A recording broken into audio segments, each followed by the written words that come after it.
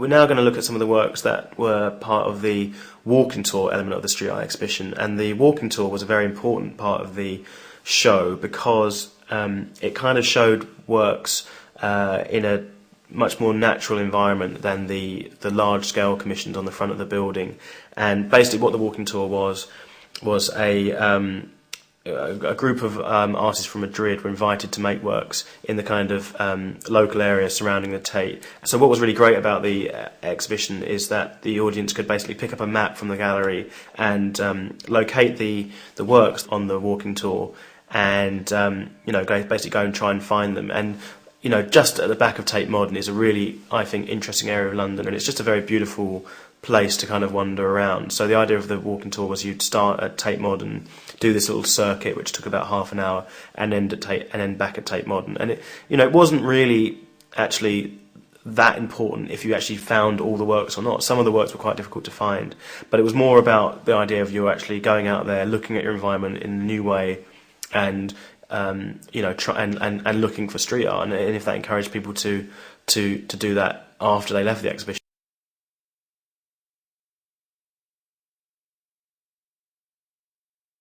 So here we have a work by Nano4814, who was one of the artists from Madrid that took part in the walking tour.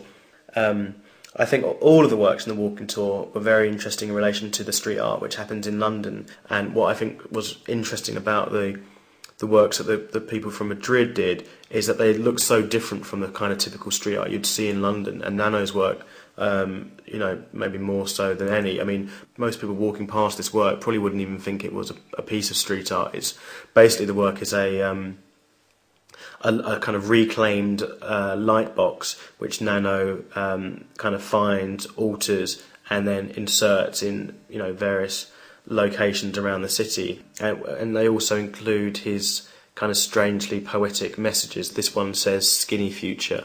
But so what I think was really great, as I said, about the works from the artists from Madrid is that they really didn't look like typical London street art, and some of them hardly look like street art at all, which I think is great. And I think that's the kind of part of our job at Tate Modern, is to introduce new kinds of art which you might not necessarily see otherwise. And so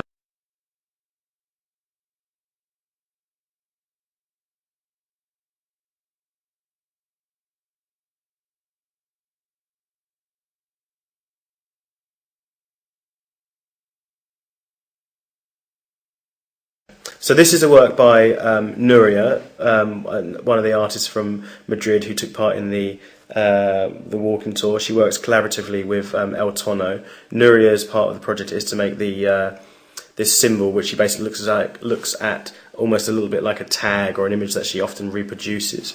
And the symbol depicts a key and kind of has a kind of hint of modernism about it, with a slight element of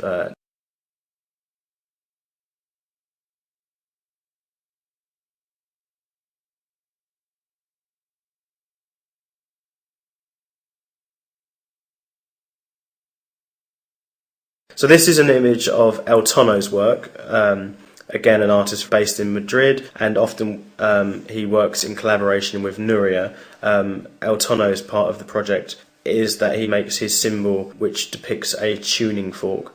El tono, I think in Spanish, means the tone, and so hence his symbol represents a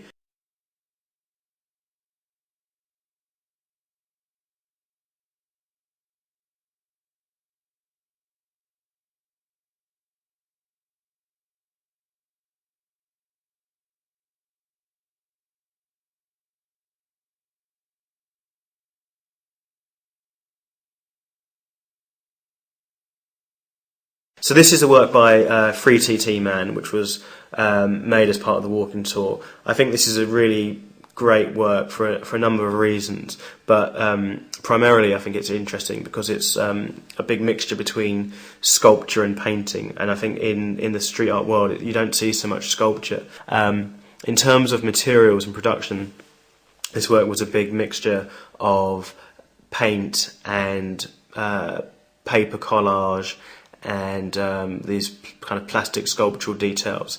And in a way, in terms of the content, what's happening, I think, in this work is you've got this abandoned building which has kind of come back to life, and it's almost like the soul or the spirit of the building is kind of bursting through these empty window panes, and that's what's happening with the eyes and the mouth and stuff like that. What another really interesting, nice detail I think about this work is the fact that Louis Freety Tiemann has included portraits of other artists that were involved in the walking tours. That was a very nice, kind of sweet.